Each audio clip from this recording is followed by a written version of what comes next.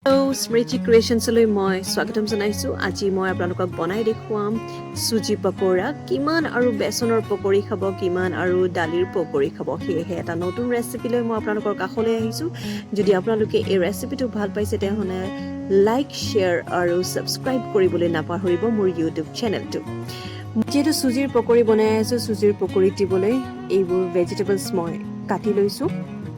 প্ৰথমে লৈছোঁ মই মটৰ, তাৰ পাছত লৈছোঁ মই গাজৰ, পিঁয়াজ, কেপচিকাম, ধনিয়া আৰু এয়া হৈছে আদা মিহিকৈ ৰুকি লৈছোঁ আৰু লগত আছে বাদাম। নতুন টুইষ্ট এটা দিছোঁ, পকৰিত আপুনি এনেদৰে বাদাম দি চাবচোন, খুবেই টেষ্টি হয়। যদি বাদাম নাথাকে তেনেহ'লে আপোনালোকে বাদাম নিদিলেও হ'ব। তাৰ পাছত যিহেতু চুজিৰ পকৰা, সেয়েহে লাগিব আমাক চুজি 1 কাপ লৈ লৈছোঁ। লগত আছে নিমখ আৰু পানী। পানীৰ ঠাইত আপোনালোকে দৈ ব্যৱহাৰ কৰিব পাৰে।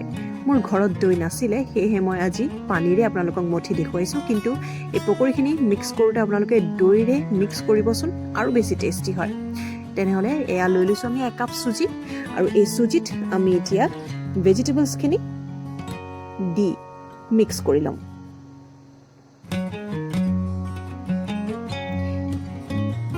কণ ল'ৰা ছোৱালীবোৰে এই ভেজিটেবলছবোৰ খাই খুবেই বেয়া পায়। যেতিয়া তেওঁলোকক জচা হয় তেওঁলোকে নাখায়, কিন্তু পকৰিত যদি এই ভেজিটেবলছবোৰ মিক্স কৰি দিয়া হয় তেনেহ'লে কেনেকৈ এই ভেজিটেবলছ তেওঁলোকৰ পেটলৈ গুচি যায় গমকে নাপায়। সেয়েহে আপোনালোকে ট্ৰাই কৰি চাব পাৰে। টিফিনতো আপোনালোকে এই পকৰা বনাই দিব পাৰে। চাব, কণ ল'ৰা ছোৱালীয়ে খুবেই ভাল পাব এই পকৰা। আমি নিমখ দিলোঁ, আৰু এয়া হৈছে বেকিং পাউডাৰ আৰু বেকিং ছ'ডা দি দিছোঁ। প্ৰথমে মই ক'বলৈ পাহৰি গৈছিলোঁ বেকিং পাউডাৰ আৰু বেকিং ছ'ডা, কিন্তু এতিয়া বেকিং পাউডাৰ আৰু বেকিং ছ'ডা দিয়াৰ পাছত পানীৰে এই মিক্সাৰখিনি আমি অলপকৈ পানী দি মিলাই লৈছোঁ। বেছি পনীয়া নকৰিব আৰু বেছি ডাঠো নকৰিব।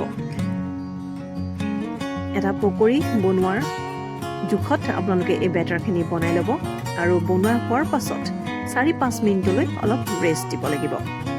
তাৰ পাছতে আমি তেল এনেদৰে গৰম কৰি লৈছোঁ, ৰিফাইন তেল ইউজ কৰিছোঁ, আৰু এটাকৈ এয়া পকৰা বনাই গৈছোঁ।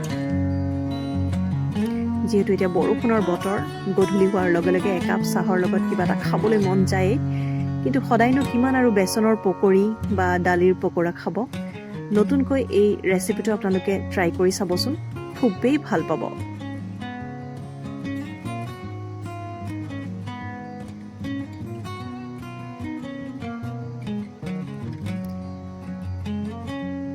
আৰু এতিয়া ৰঙচুৱা হোৱালৈ ভাজিব লাগিব এই পকৰা।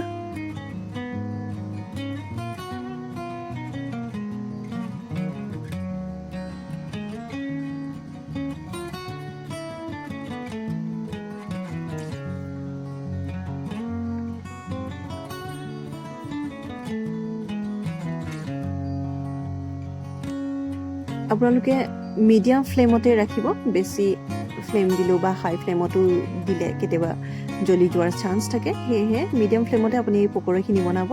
এয়া চাওক, খুব ধুনীয়া এটা কালাৰ আহিছে পকৰিখিনি, আৰু খুব ধুনীয়া কালাৰ হৈছে, নমাবৰ হৈ গৈছে। আমি টিচু পেপাৰ এখনত এই পকৰিখিনি এইবাৰ নমাই লওঁ। আপোনালোকে গ্ৰীণ চাটনিৰ লগত হওক বা টমেট' চচৰ লগত এই পকৰি খাব পাৰে।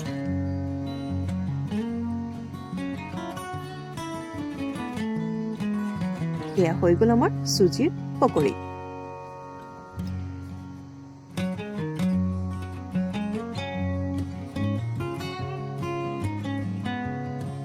আৰু যদি মোৰ এই ৰেচিপিবোৰ ভাল পাইছে তেনেহ'লে স্মৃতি ক্ৰিয়েশ্যনছক লাইক, শ্বেয়াৰ আৰু ছাবস্ক্ৰাইব কৰিবলৈ নাপাহৰিব। লগতে বেল আইকনটো টিপি দিব নতুন ভিডিঅ'ৰ বাবে। আজিলৈ আহোঁ, ধন্যবাদ।